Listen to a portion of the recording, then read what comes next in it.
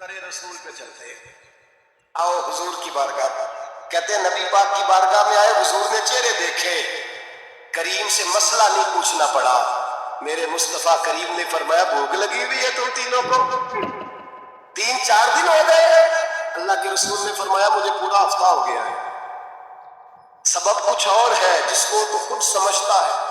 زوال بندہ ہے مومن کا بے زری سے نہیں, بھوک نقصان کا وجہ نہیں بنی, وجہ کوئی اور بنی.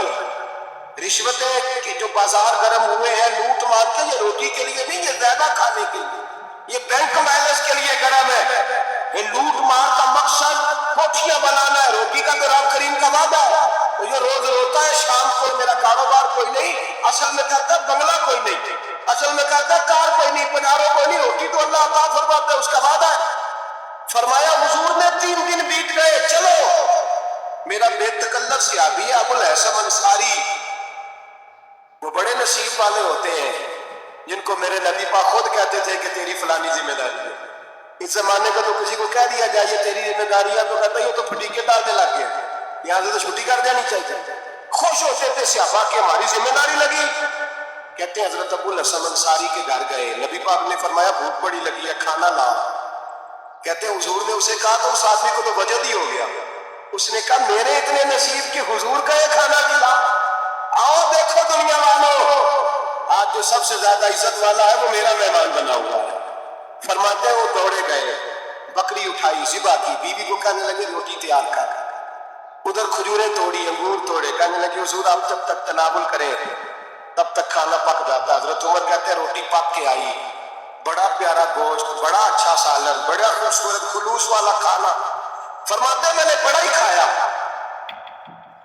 نبی پاک نے نہ ایک روٹی لی اور چھوٹی چپاتی, تھوڑا تھوڑا سالن کونوں سے, اور جب نبی پاک نے کھا لیا تو حضور کی آنکھوں میں آنسو آئے. حضرت عمر کہنے لگے حضور روئے کیوں؟ نبی پاک نے فرمایا سوچتا ہوں 7 دن کے فاقے کے بعد کھایا ہے, پر ڈرتا ہوں رب اس کا حساب پوچھے گا تو جواب کیسے دینا ہے, اس کا حساب بھی تو دینا ہے نا جو کھایا ہے.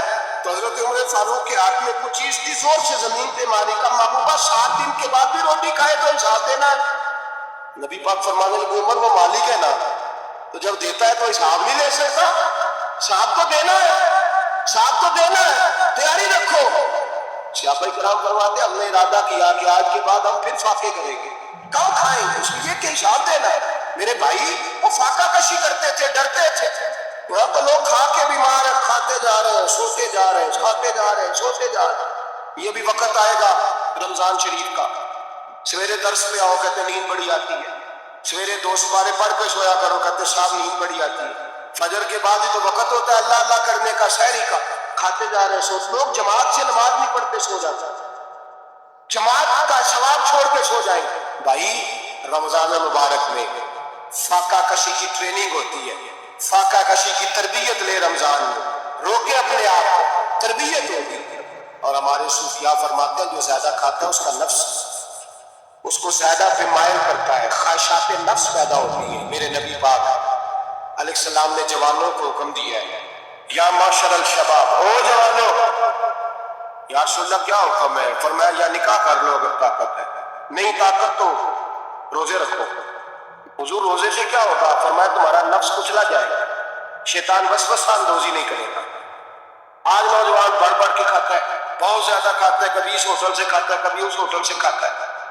اتنا زیادہ کھائیں گے تو نفسانی قوتیں اچھل کر کے آئیں گے, مشکل ہو جائے گا. شادیاں دیر سے ہوتی ہیں, ماں باپ آنکھیں بند کر کے بیٹھے ہوئے,